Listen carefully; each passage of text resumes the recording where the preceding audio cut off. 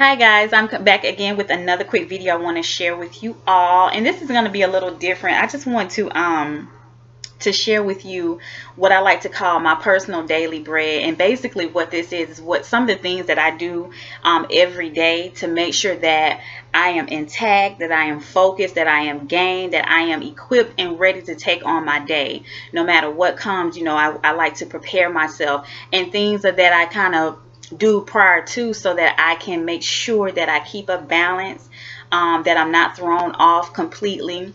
Now, granted, there are some things that are going to happen in my life that I have no control over. I'm human. I'm not perfect. I don't have it all down pat. I'm going to miss the mark. I'm going to mess up. I am flawed like the next person. I'll be the first to admit. However, I have learned over the years that there are some things some preventative things that I can do to kind of prevent me from going all the way up to the deep end like I used to. So I call this my daily bread, and it's just 10 things that I do every day to feed my soul, to feed my spirit, to make sure that that is intact. And the reason why I learned that I needed to start doing this was because I oftentimes used to find myself thinking like, oh my God, I just feel so incomplete, like something's not together, something's not right, I can't put my finger on it. Even if I was doing everything right, as far as taking care of the house, taking care of the kids, taking care of me, doing what I'm supposed to do, my responsibilities, something just did not add up. Of course I was, my flesh was good. I was taking care of me, cooking, cleaning, I was eating the right thing, exercising, but still something was missing. And I just realized, like, wait a minute, I'm taking care of the outer man, but I am neglecting the inner part of me. I'm neglecting my spirit. Like, my soul was starving. Like, I wasn't feeding it anything. Like, every now and again, I read a book and this, that, and the other, but for the most part, I was not taking the time to take care of me, take care of Courtney, the inner soul of who I am. She was starving, y'all. So I came up with 10 things, and these are things that I do. Of course, there are plenty of things that other things that I do, but these are just some of the things that I think are important that I want to share with you all, and maybe it'll be beneficial to you. Feel free to take it, use it, take advantage of it, so that it'll kind of help you as well. So the first thing that I do is to feed my soul, and this is daily, is I meditate and pray. I do that often. I always set my alarm clock approximately 30 minutes prior to me getting up to get the kids ready for school and to start my day. And that 30-minute window is for me only. So that means that I get up, and not necessarily getting up out the bed, but I'll probably sit up in the bed or even just lay there, and I just begin to just pray. Just ask God, to protect me, my family, watch over me, to order my steps. If I need to forgive someone, let me have the courage enough to forgive. If I need to ask someone for forgiveness, let me bring it to my attention. Whatever it is, I'm just in prayer, just asking Him to order my steps and to cover me and to shield me and to protect me and to just continue to be there for me. And then I just sit there and just pray, just talk to Him, just talk.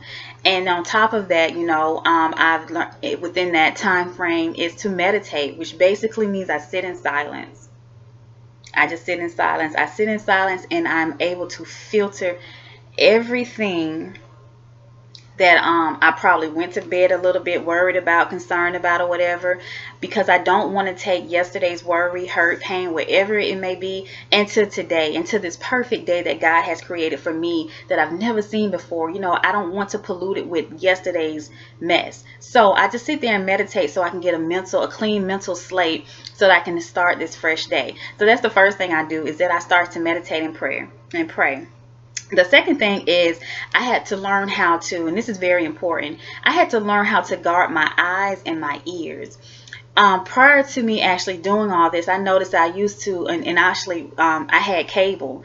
So I used to always just sit and watch all different types of shows used to come on. Like I used to love First 48, all the Love and Hip Hops, and Atlanta Housewives and things like that. I used to just indulge, and don't get me wrong, like I'll even still watch it now, but it's in moderation. Like I can't take too much of it now. I'll watch it, but I noticed that I used to watch it all the time and constantly, and by me doing that, I'm just like, my eyes, I was seeing this stuff, and I'm just like, whoa, like this is too much. Like, this is heavy. It was weighing me down. I couldn't watch that type of stuff. So I just had to monitor what I used to watch on the TV. And also my ears, I had to be mindful and set boundaries with what I'm listening to. What is it what music am I playing? How is this feeding in my spirit? How is this productive? How is this going to benefit me? Listen to this. Now, don't get me wrong. There's some music that we listen to, and it's just for pure entertainment. It's fun, you out in the club or whatever, out with your friends. It's cool for that moment. But even when I do that, I have to come home and I have to woosah for a minute, just to kind of get all of that out of my system before I can just kind of like have a calming spirit to just lay down and go to sleep. So don't get me wrong, I love it. It's cool, but I can only take it in a small dosage. I can't do it every day all the time. So I had to learn how to just monitor what I was listening to, even when it comes to people.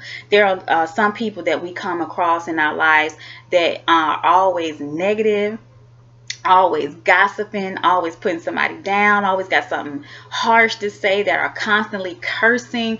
Like, I had to learn how to kind of like set boundaries. Now, I consider myself, I think I'm a pretty cool person. I get along with anybody, but I can only tolerate certain type of behavior, certain type of people for a short period of time. Then I have to regress, and it's nothing, against that person. If that's how they are, that's cool. But as for me, I just can't dwell there too long, because it kind of pollutes my spirit, and that's what I don't want. So that's another thing, is just to make sure that you guard your eyes and your ears. And this is what I do: guard my eyes, my ears. And also, I had to learn how, just taking responsibility for myself, I had to learn how to be mindful of the words that I was speaking. Oftentimes when I get upset, get frustrated, I start saying some things and just putting that stuff out there. Even when it comes to people, just start talking negatively and bad, and I'm just like, whoa, that's not right. Sometimes even when it comes to my kids, I'm a mother of 3 little ones, and having them all together sometimes, and I have a lot already going on, and they're doing their own little thing. Like, it can kind of get hectic, and the next thing I know, when it come up, it came out, and I'm just like, oh, why did I say that? Sometimes I used to have to go back and be like, Mommy, sorry, I was upset, blah, blah, blah, blah, apologize or whatever, because I don't want to scar them. But anybody who has kids know that they will, and they can take you there. So I had to learn how to just be careful of the things that come out of my mouth, because I don't want to put it out in the atmosphere, and I don't want those things to manifest. So I had to be mindful of that. So that brings me to number 3. The third thing that I love to do that feeds my soul and keeps me grounded is I love to read. I like to read certain type of things, though. I love to read inspirational books. I love to read books about motivation, and I love to read people's life stories, where they've been through something and how they got through it, and how they came out on the other side. Like, that's just it's such a motivation for me to hear those things, and it inspires me to kind of like keep going, and that, hey, if they got through that, surely I can handle my little situation. So I love to read stuff like that. And then there are times where I would just read outside of my schoolwork. Oh my God, so much reading. But outside of my schoolwork, I like to, when I have time, to just pick up a book that I like for fun, just because it's interesting, and it may be a little drama filled. I'm not gonna lie, but I'll read it.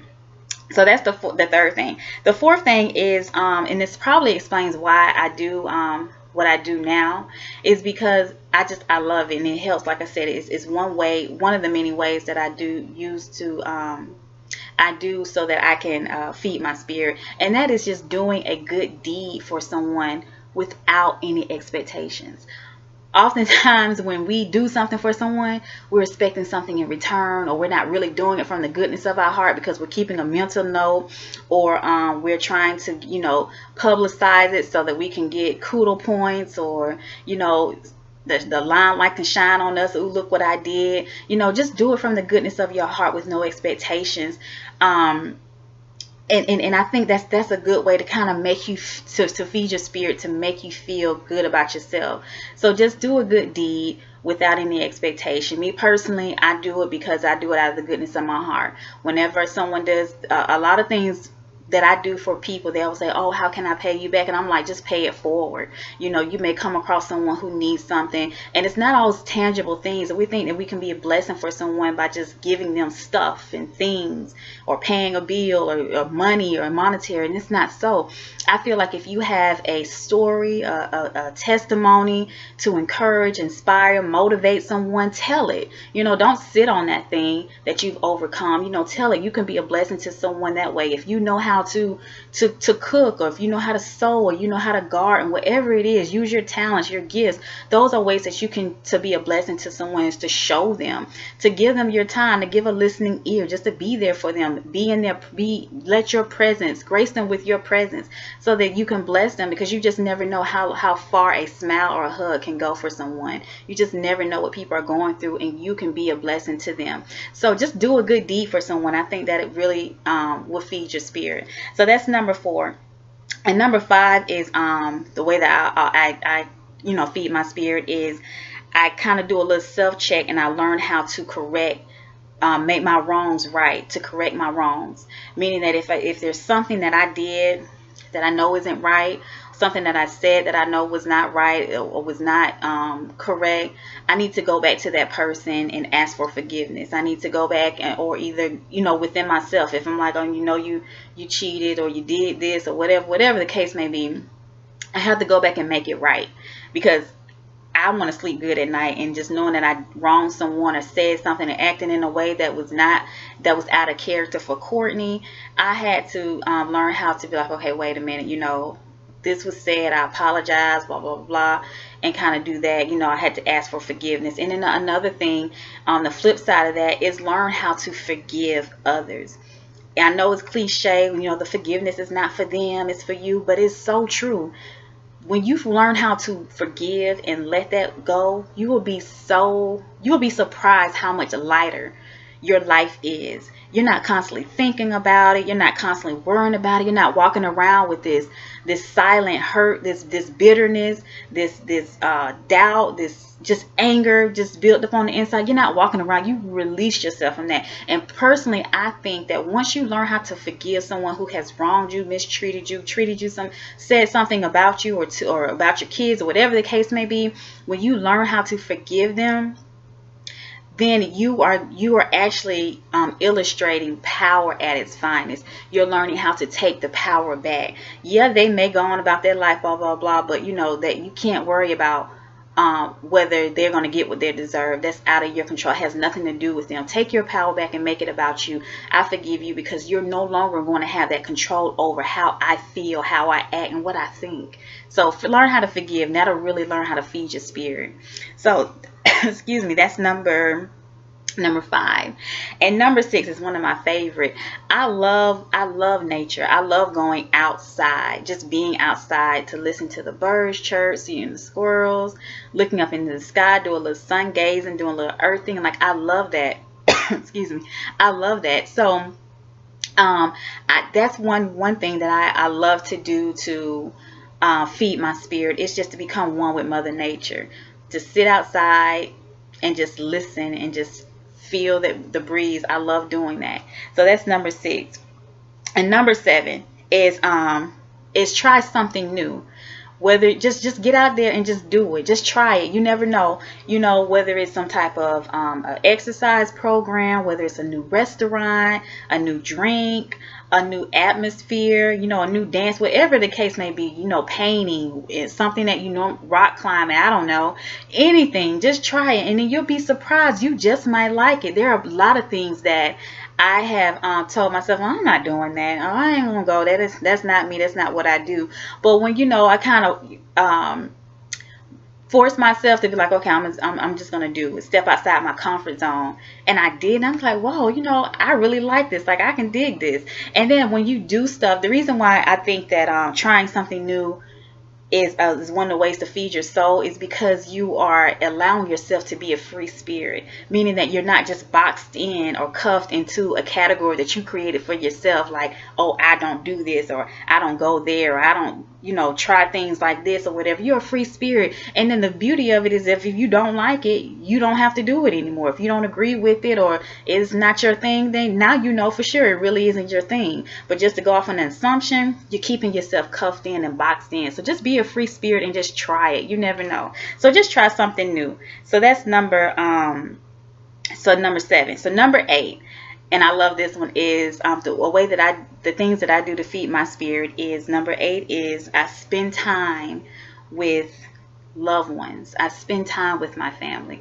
I've learned how to stop being so busy and make time to pick up a phone, or to shoot someone a text, or to just stop by or drop in.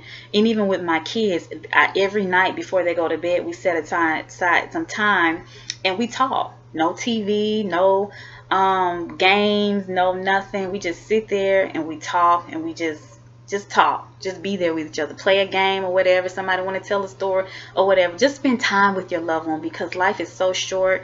Life is so precious. You just never know what tomorrow holds, and that may be your last time. So build those memories, and that's a way that you can one of the things that I do, to feed my spirit, is to spend time with my loved ones, because I cherish them and they mean a lot to me. So that's number 8. And number 9 is to create a positive vibe, a positive atmosphere through music. Now, me, I'm a music lover. I'll listen to pretty much anything. However, like I said, there's certain type of music that I can only take in dosage, and that's just for entertainment, or if I'm in a certain environment. But for the most part, I love gospel music. I wake up to inspirational music. I wake up to instrumental music. I go to sleep with relaxation music on. So I'm just a music lover, and I just think it's something about music that creates an atmosphere. It helps you create a world within your world, so that it kind of keeps you balanced, keeps you calm, keeps you open. It's your thing, music. So I love it. So that's number 9. And this brings me to my last one, which is number 10, is to just your environment, your space, your personal space, which is your home, your bedrooms, and things of that. Keep those spaces clean and clear of clutter. Just keep it clear of clutter, because you don't want to. I just think that it's just, for one, I think you should do it anyway. You should want your things clean. But I just think it just has something to do with just freeing your spirit and feeding your spirit. It's just not having to look around and see a mess. Just keep your atmosphere clean, so that those good vibes can flow through. So those are 10 things that I wanted to share with you all, that I do to feed my spirit and to keep me grounded. And I call it my personal daily bread. I hope you can take what you can from it, use it, utilize it in your life, and I know it'll work, because it works for me. And practice it every day. If there's something that you want to add, do it on your own, to add what you think that would be beneficial for you, and make it your own little personal daily bread. But those are the 10 things that I did, that I do, and I just wanted to share with you all. Okay, well, I'm getting ready to go, and remember that self-love is the best love. Peace.